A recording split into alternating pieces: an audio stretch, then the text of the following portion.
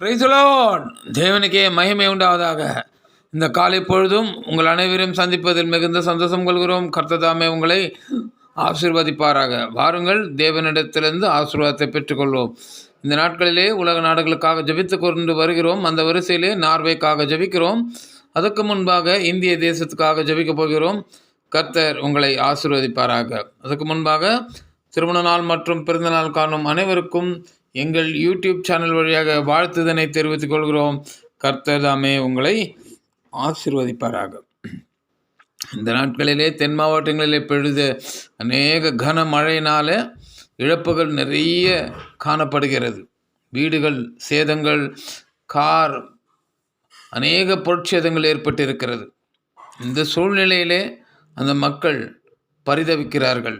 கர்த்தரிடத்தில் நாம் மனமோந்து தேவனோட பாதத்தை பிடித்து ஜெபிக்க வேண்டும். சீக்கிரத்தில் இதெல்லாம் சரியாகி அந்த மக்கள் நிம்மதியாக வாழ கர்த்தர் ஒரு வழிவாசலை திறந்து கொடுக்க வேண்டும். இந்த நாட்களிலே ஒரு சின்ன செய்தியை உங்களிடத்தில் பகிர்ந்து கொள்கிறேன். என்னவென்றால், நம் சென்னையிலும் புயல் வந்து வெள்ளம் அதிகமாக வந்து இப்போது நார்மல் ஆகி கொண்டிருக்கிறது. ஆனாலும் ஆங்கங்கே ரோடுகள் சரியில்லாதபடி இருக்கிறது. நாம் அதை மனதில் கொள்ள வேண்டும்.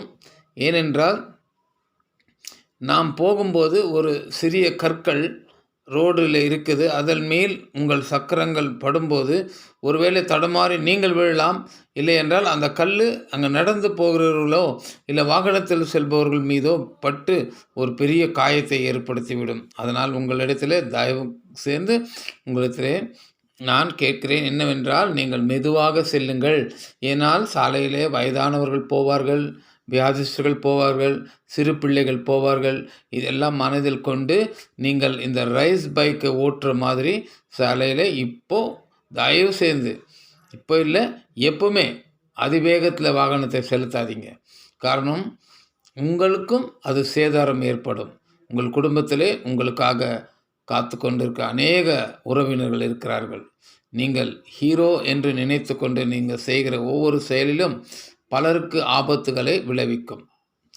இந்த செய்தி யாரையும் காயப்படுத்த வேண்டும் என்று நோக்கமல்ல, உங்களுக்காக நான் இதை சொல்கிறேன்.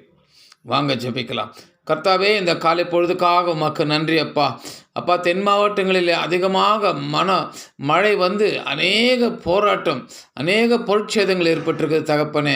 அந்த குடும்பங்கள் மறுபடியும் எழுந்து கட்ட வேண்டும் ஆண்டவரே ஏசப்பா. அதே போல் இன்றைக்கி ஆண்டவரே நாங்கள் நார்வேக்காக ஜெபிக்கிறோம் ஏசப்பா. நார்வே தேசத்தை ஆண்டவரை நீர் ஆசீர்வதிங்க. அங்கே இருக்கிற இராணுவ அதிகாரிகள், போலீஸ் அதிகாரிகள், மருத்துவர்களை ஆசீர்வதிங்க. அங்கே இருக்கிற மீனவர்களை ஆசீர்வதிங்க. அங்கே இருக்கிற விவசாயிகளை ஆசீர்வதிங்க. அங்கே இருக்கிற சிறு பிள்ளைகள் முதல் வாலிப பிள்ளைகளையும் கரத்தில் போகிறேன். ஒரு கானான் தேசத்தை போல, பாலும் தேனும் ஒரு கானானை போல நார்வே தேசம் இருக்கட்டும். நல்ல செய்திகளை, சாட்சிகளை எழுப்புங்க. கர்த்தர் இந்த நார்வேயை இந்த நாட்களில் ஆசீர்வதித்து சமாதானமாக நடக்க கிருபை செய்யுங்கப்பா.